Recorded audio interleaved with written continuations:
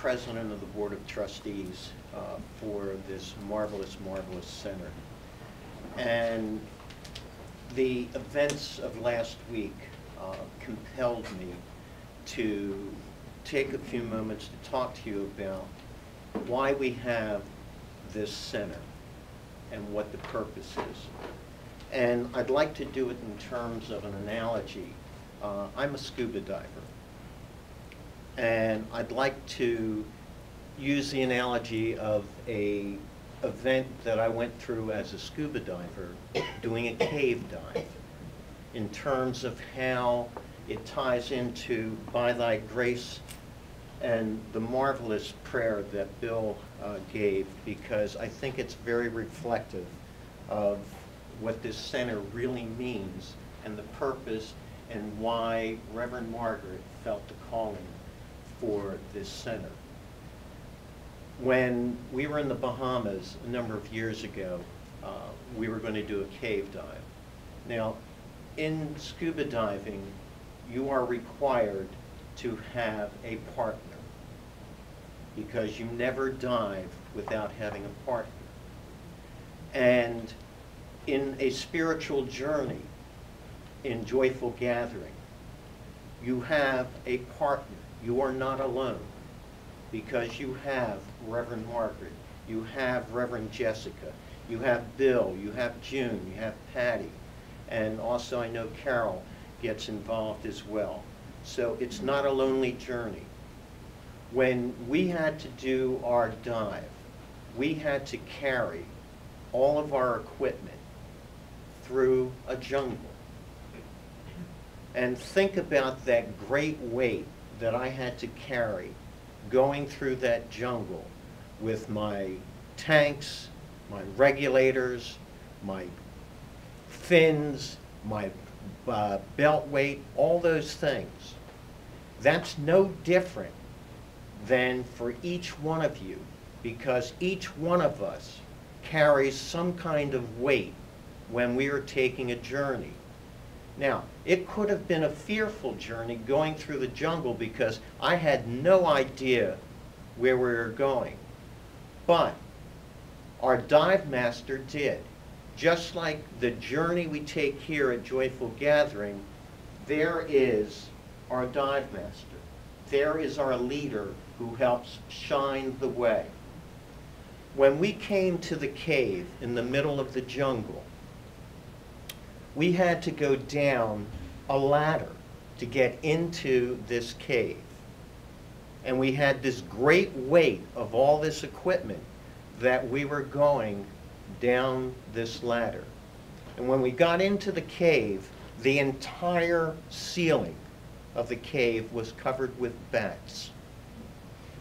Now, all of us in this life have different types of fear, such as what those bats would have created for us. But we felt comfortable because, after all, the dive master would not have taken us into that cave if the bats were a problem. And it's the same thing with Joyful Gathering. Our leaders would not take us on that journey unless they knew there was nothing to really fear. When we went into the water, and as we continued to go lower, and when you looked behind, you could see the light from the mouth of the cave. And as we went deeper and deeper into the darkness, of which all of us at some point do, we still knew, because when we turned around, we could see the light. And that light, in terms of Joyful Gathering, comes from our minister, Reverend Margaret. And as we went deeper, I mean, it was magnificent, because if you've ever been in a cave, you have stalactites and stalagmites and so forth. And I so vividly remember the dive master standing on a ledge as I looked back and could see the light behind him. so that I had no fear as I continued to go deeper, because our dive master was there and I could see the light. Just as that's the purpose of Joyful Gathering. The light is always there because it shines through Reverend Margaret and Reverend Jessica and our practitioners. As we went deeper, we had been advised and told that parts of that cave had not been explored, and you were not supposed to go into that darkness. Two of the divers, unbeknownst to us at the time, had smoked marijuana before they went. And just like in life, some people take risks and they take chances. And these two did. And as we went through, there's an area of water when you have the fresh water and the ocean water mix. It's like looking at Italian dressing. It's true. And your body parts actually look like they're disconnected. But just like here at Joyful Gathering, even when you feel disconnected, you do know that that connection will come back together again. And so we went through, and we went through to the area of the ocean where, once again, our body parts seemed to be together. But the two who had smoked marijuana, what did they do? They headed for the darkness. And they headed for the cave. And so my dive partner, Nancy, and I had to save them from the darkness and the unknown of those caves. And so we brought them back. Joyful Gathering is the same thing for all of us here. It's a reminder that we always are heading towards the light. Now, when we got out of the water, keep in mind, after a long swim, and all of you know, if you've done any exercise or anything, you're tired. And yet we still had all this equipment, my weight belt, my tanks and everything. We had to go up the ladder to get out of the cave. But just like Joyful Gathering, Nancy and I stayed at the bottom and we helped lift everybody up so that they could get and start moving up the ladder.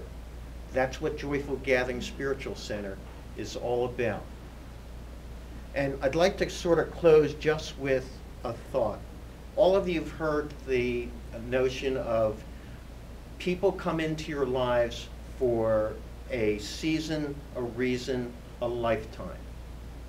We are going through a very dramatic time period in all of our lives. There's a great cleansing that is taking place. And Joyful Gathering came here at this time for the reason to help all of us be able to take that journey of this cleansing.